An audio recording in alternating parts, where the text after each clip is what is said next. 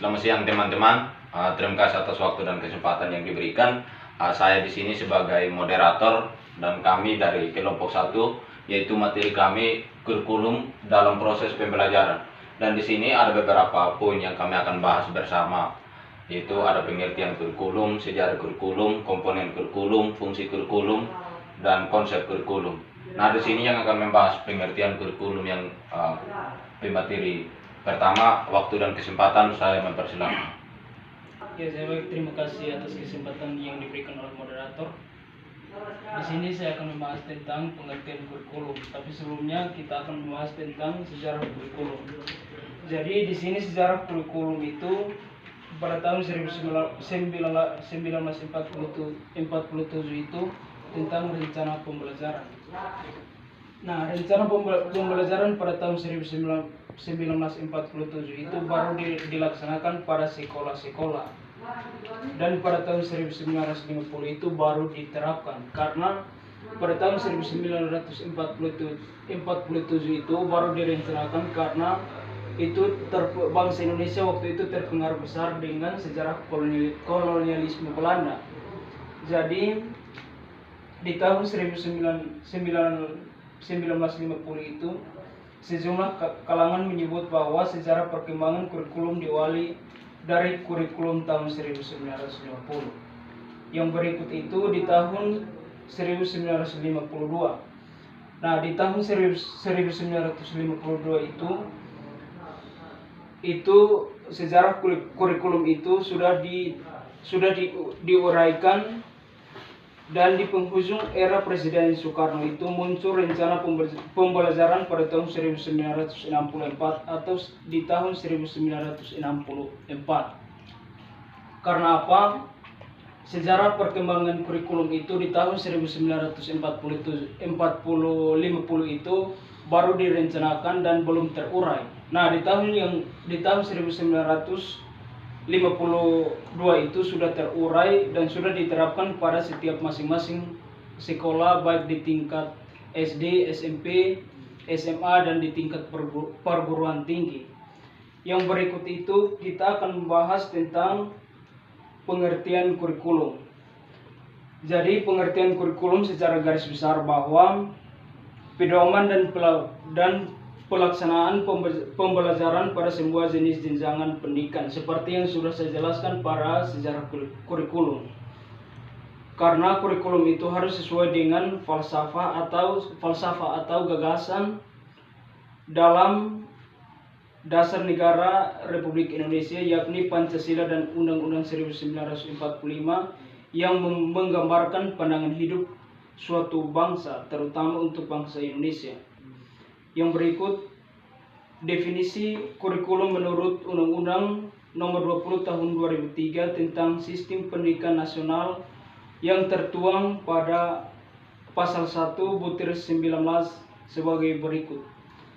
Yang pertama itu, kurikulum adalah seperangkat rencana pembelajaran mengenai tujuan, isi dan bahan pembelajaran serta cara untuk digunakan sebagai pedoman penyelenggara kegiatan baik di tingkat SD, SMP, SMA, dan di tingkat perguruan tinggi. Kurikulum ialah suatu proses pendidikan yang direncanakan dan dilaksanakan untuk mencapai tujuan pendidikan tertentu. Yang berikut secara terminologis, istilah kurikulum itu digunakan dalam dunia pendidikan mengandung pengertian sebagai jumlah pengetahuan atau mata pelajaran yang ditempuh atau diselesaikan siswa mencapai satu tujuan pendidikan atau kompetisi yang telah ditetapkan. Itu sejarah kurikulum secara garis besar, dan itu yang berikut itu yang sudah saya jelaskan itu menurut Undang-Undang Nomor 20 Tahun 2003 itu yang sudah saya jelaskan. Nah, yang berikut itu secara operasional kurikulum didefinisikan sebagai berikut. Bagian A, suatu bahan tertulis yang berisi uraian tentang program pendidikan suatu sekolah yang dilaksanakan di tahun ke tahun. bagian B itu bahan tertulis yang dimaksud digunakan oleh guru dalam melaksanakan pengajaran untuk siswa bisa mengetahui apa yang diberikan oleh guru. Yang berikut itu atau bagian C adalah suatu usaha yang menyampaikan asas dan ciri terpentingnya dari suatu rencana pendidikan dalam bentuk demikian rupa sehingga dapat dilaksanakan di sekolah atau siswa bisa mengerti apa yang guru berikan. Yang berikut itu bagian D. Tujuan pengajaran atau pembelajaran bahan belajar atau alat-alat mengajar dalam proses penelitian atau rencana yang digunakan oleh pendidikan. Yang berikut bagian D. Bagian D adalah suatu program pendidikan yang direncanakan dan dilaksanakan untuk mencapai tujuan pendidikan tertentu. Jadi itu yang sudah saya jelaskan itu tentang secara kurikulum dan pengertian kurikulum secara garis besar, dan menurut undang-undang yang sudah ditetapkan oleh bangsa Indonesia dan beberapa kurikulum yang didefinisikan secara operasional. Nah, yang berikut itu kita akan membahas tentang komponen kurikulum, akan dijelaskan oleh teman saya Ardi Nenete. Kesempatan saya berikan. Oke, baik, terima kasih. Di sini saya akan melanjutkan materi mengenai komponen kurikulum. Pengertian komponen kurikulum. Komponen kurikulum adalah bagian-bagian penting dalam penunjang yang dapat menunjang tercapainya tujuan dari kurikulum. Ada 5 komponen kurikulum, yaitu yang pertama itu komponen tujuan, komponen isi atau materi, komponen media, komponen strategi, dan komponen proses belajar mengajar. Komponen yang pertama itu tujuan merupakan hal yang ingin dicapai oleh sekolah secara keseluruhan. Komponen yang kedua itu komponen isi atau materi. Komponen isi atau materi berupa materi yang diprogramkan untuk mencapai tujuan pendidikan yang telah ditetapkan. Yang ketiga itu komponen media. Komponen media adalah sarana prasarana perantara untuk menyebarkan kurikulum. Dan yang keempat itu komponen strategi. Komponen strategi merupakan cara yang ditempuh dalam melaksanakan pengajaran agar efektif dan efisien. Dan yang kelima itu komponen proses belajar mengajar. Pengkondisian suasana lingkungan pembelajaran yang kondusif yang mendorong peserta didik mengembangkan kreativitasnya.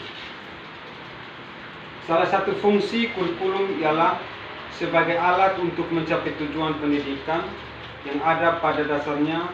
Kurikulum memiliki komponen pokok dan komponen penunjang yang saling berkaitan dan berinteraksi satu sama lainnya dalam rangka mencapai tujuan tersebut. Komponen merupakan satu sistem dari berbagai komponen yang saling berkaitan dan tidak bisa dipisahkan satu sama lain.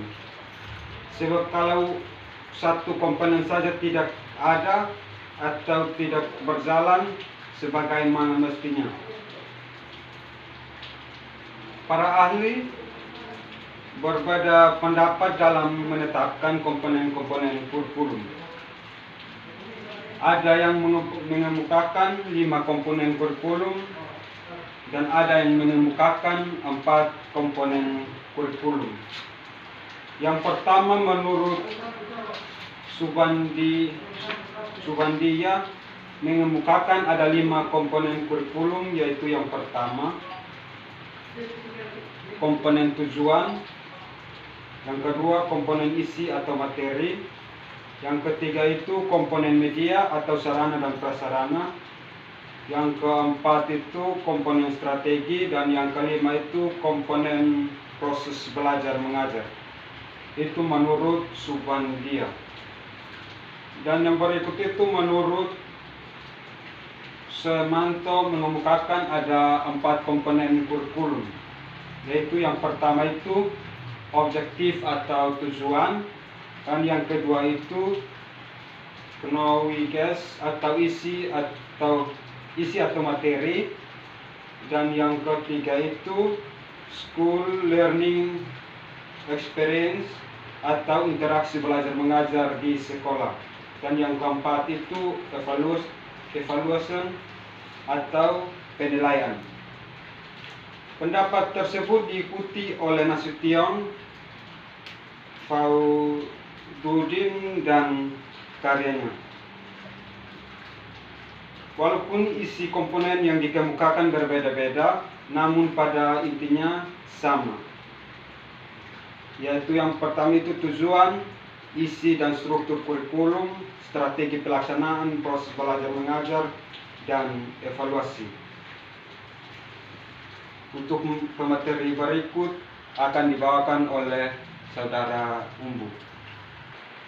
Baik, saya di sini akan melanjutkan materi yaitu tentang fungsi kurikulum, yaitu fungsi kurikulum berkaitan dengan fungsi kurikulum bagi siswa sebagai subjek, dan terdapat 6 fungsi kurikulum sebagaimana yang dikemukakan oleh Alexander English dalam bukunya Branches of the.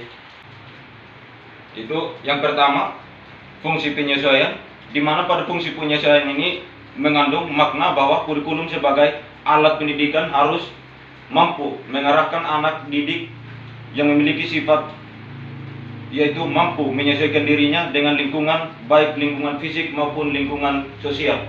Yaitu yang kedua, fungsi pengintegrasian, yaitu fungsi integrasi mengandung makna bahwa kurikulum sebagai alat pendidikan harus mampu menghasilkan pribadi yang utuh. Dalam hal ini, orientasi fungsi kurikulum adalah mendidik anak agar mempunyai pribadi yang integral. Siswa pada dasarnya merupakan anggota dan bagian integral dari masyarakat. Pribadi yang integrasi itu akan memberikan sumbangan dalam rangka pembangunan dan pengertian masyarakat. Yang ketiga, fungsi perbedaan. Fungsi perbedaan diferensi mengandung makna bahwa kurikulum sebagai alat pendidikan harus mampu memberikan pelayanan terhadap perbedaan individu anak didik. Pada prinsipnya, potensi yang dimiliki anak itu memang berbeda-beda, dan peran pendidikanlah yang mengembangkan potensi-potensi yang ada, sehingga anak didik dapat hidup dalam masyarakat yang semestinya beraneka ragam, namun satu tujuan pembangunan tersebut. Fungsi-fungsi kurikulum sebagai perbedaan dapat dimulai dengan memprogram kurikulum pendidikan yang relevan dan mengaplikasikannya dalam proses belajar mengajar yang mendorong perbedaan. Anak didik tersebut dapat berpikir kreatif, kritis, dan berorientasi ke depan. D. Fungsi persiapan. Fungsi persiapan mengandung makna bahwa kurikulum sebagai alat pendidikan yang harus mampu mempersiapkan anak didik agar mampu melanjutkan studi lebih tinggi untuk suatu jangkau yang lebih jauh, baik itu melanjutkan ke sekolah yang lebih tinggi maupun untuk belajar di masyarakat. Seandainya ia tidak mungkin melanjutkan ke jenjang yang lebih tinggi. Selanjutnya, E. Fungsi pemilihan. Dalam fungsi pemilihan mengandung makna bahwa kurikulum sebagai alat pendidikan harus mampu memberikan kesempatan kepada anak didik dalam memilih program-program belajar yang sesuai dengan kemampuan dan minatnya. Langsung, fungsi diagnostik. Fungsi diagnostik mengandung makna bahwa kurikulum sebagai alat pendidikan harus mampu membantu dan mengarahkan anak didik untuk dapat memahami dan menerima potensi dan kelemahannya yang dimilikinya. Apabila anak didik sudah mampu memahami kekuatan dan potensi kekuatan yang dimilikinya atau memperbaiki kelemahannya, dan di sini ada 4 fungsi kurikulum, yaitu yang pertama, 1. Kurikulum sebagai rencana, yakni kurikulum sebagai rencana kegiatan belajar mengajar dikembangkan berdasarkan. 2. Kurikulum sebagai pengaturan, yakni mengorganisasikan materi pelajar pada arah horizontal berkaitan dengan lingkup dan integrasi. Yang ketiga, kurikulum sebagai cara, yakni mengorganisasikan kurikulum mengisyaratkan penggunaan metode pembelajaran yang efektif berdasarkan konteks pembelajaran. 4. Kurikulum sebagai pedoman, yakni menyelenggarakan kegiatan pembelajaran harus dimiliki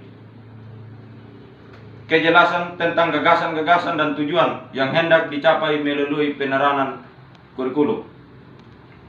Fungsi kurikulum adalah pendidikan tidak lain merupakan alat untuk mencapai tujuan pendidikan, dalam hal ini alat untuk menempuh manusia yang diharapkan sesuai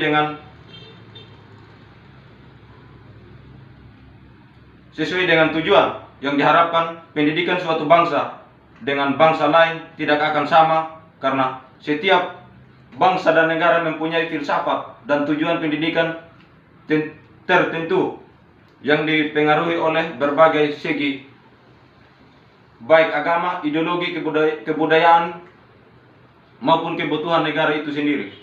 Dengan demikian, di negara kita tidak sama dengan negara lain. Untuk itu, maka yang pertama, kurikulum merupakan alat untuk mencapai tujuan pendidikan nasional. 2. Kurikulum merupakan program yang harus dilaksanakan oleh guru dan murid dalam proses pembelajaran mengajar guna mencapai tujuan itu. 3. Kurikulum merupakan pedoman guru dan siswa agar terlaksana proses belajar mengajar dengan baik dalam rangka mencapai tujuan pendidikan. Konsep kurikulum. Nah, materi selanjutnya yaitu tentang konsep kurikulum. Pematerinya saya akan berikan waktu dan kesempatan oleh Yohanes Lilo. Sekian. Oke, baik. Di sini saya akan melanjutkan materi mengenai konsep kurikulum. Di sini konsep kurikulum dibagi atas 4, yaitu kurikulum ideal, kurikulum nyata, kurikulum tersembunyi, dan kurikulum pembelajaran. Di sini pada poin pertama, kurikulum ideal, yaitu kurikulum yang berisi sesuatu yang baik. Yang pertama yaitu kurikulum ideal. Di sini kurikulum ideal itu kurikulum yang bersikap baik. Artinya di sini seorang guru dia harus mengajar, membimbing, dan melihat siswa atau menunjukkan sikapnya agar siswa itu lebih terampil dalam proses pembelajaran. Yang berikut kurikulum nyata. Kurikulum nyata di sini yaitu kegiatan-kegiatan nyata yang dilakukan dalam proses pembelajaran. Contohnya itu seperti suasana dalam kelas. Di sini artinya antara guru dan siswa saling memberikan pertanyaan atau menjawab pertanyaan. Di situ adalah salah satu proses belajar mengajar yang nyata yang dilakukan di suatu sekolah. Yang berikut kurikulum tersembunyi. Kurikulum tersembunyi di sini sesuatu yang memenuhi peserta didik atau secara positif membimbing peserta didik agar bersifat lebih sopan, rapi dalam hal proses belajar mengajar dalam kelas. Artinya di situ guru menunjukkan sikap yang baik agar bisa dicontoh oleh siswanya. Artinya menunjukkan sikap antara guru dan siswa, siswa dan guru, dan antara siswa dan siswa. Yang berikut mengenai kurikulum dan pembelajaran. Di sini yaitu kurikulum ialah suatu program yang bersifat umum. Artinya proses pembelajaran yang nyata yang dilakukan di persekolahan atau di dalam suatu ruangan untuk jangka lama dan tidak dapat dicapai dalam waktu yang singkat. Sedangkan pembelajaran di sini yaitu bersifat realitas. atau yang nyata yang dilakukan di suatu sekolah. Sifat khusus yang harus dicapai saat itu juga yaitu seperti pembelajaran yang dilakukan atau seperti presentasi. Di sini guru memberikan suatu tugas kelompok dan siswa akan berpresentasi dalam suatu kegiatan pembelajaran dalam kelas tersebut. Sekian materi dari kami. Saya akan kembalikan kepada moderator. Baik, sekian dari materi dan hasil presentasi kami, yaitu beberapa poin tadi yang sudah dijelaskan, dan mungkin itu hanya penjelasan dari kami. Sekian dan terima kasih, dan selamat sore untuk kita semua.